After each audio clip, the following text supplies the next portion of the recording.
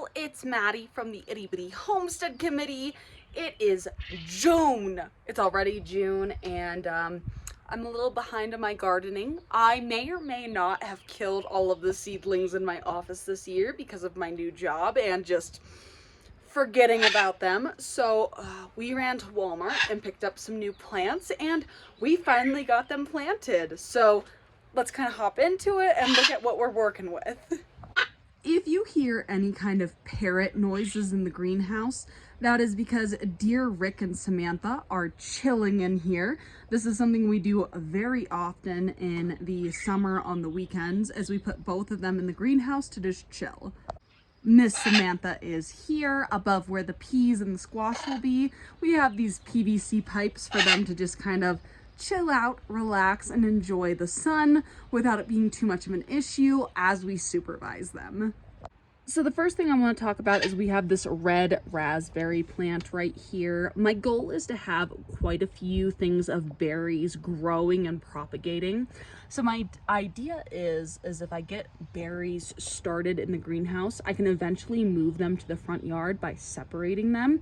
But in order to do that, I have to actually make them to where they're huge, beautiful, and I can split them. So I have started out with some red raspberries here, and then over here I have some blackberries. So I figure between the two bushes we should get something that in the next 3 to 5 years we can split and propagate throughout the property to grow along the fence lines to grow more berries, and this can just be like our mother and father plants.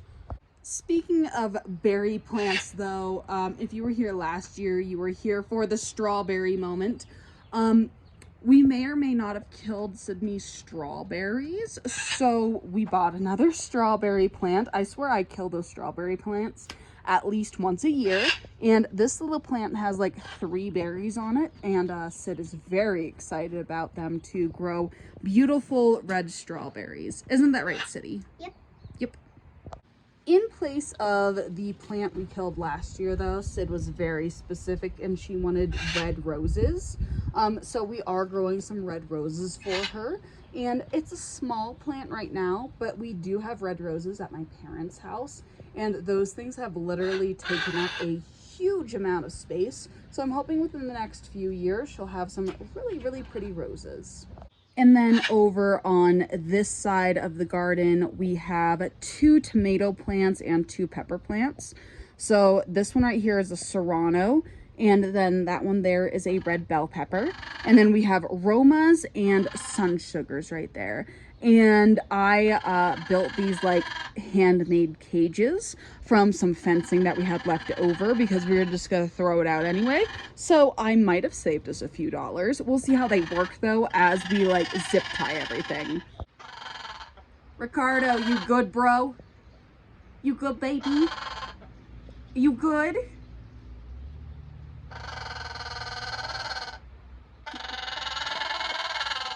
What you doing, buddy? Baby, you're okay, baby. You leave those magpies alone, Bubba. You leave those magpies alone. One good thing about having a flight trained parrot is that they're just very vocal about the like issues that they're having. But if Rick were to ever like leave, I could pretty easily get him back. He is easily bribed with peanuts. That's like his favorite food ever. But like the little like moment drives me nuts. But at least he's a good boy just chilling. So right here we have our herbs as well as our like little sprouted things. So with the herbs, I have peppermint. I will never plant peppermint either in the ground or in the garden.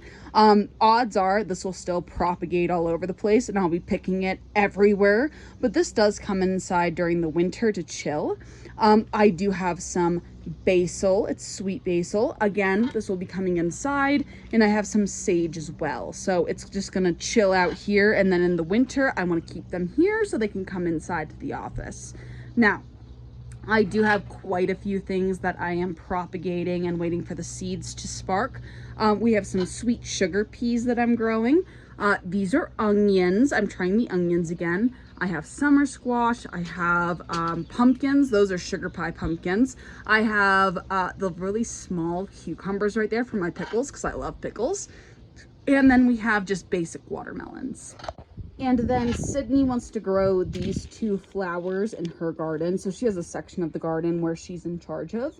So these are the 2 things she wants to get grown and sprouted. So we're definitely going to do that. Now, eventually the peas are going to go in through here. And then if you see how this trellis climbs, on the far side is where we'll have like the pumpkins and the watermelon. But for now, we're just like tilling the soil and working it to prepare for the rest of summer. But yeah, that's kind of where we're sitting right now with the garden. Eventually, I'm going to get the greenhouse completely enclosed. That might be towards the middle to end of summer, depending. We were put kind of back on that because the barn decided it would be really fun to fall in. But it's okay. We got it fixed. Everything is fine. It's just, it put us back a little bit. So right now we're just working on what we can. But anyway, that's all I have for y'all. What are y'all growing this year? What are y'all getting into? It is June, so what are y'all growing? I would love to hear it. But anyway, that's all I have for you guys, and I'll see y'all in the next one. Bye.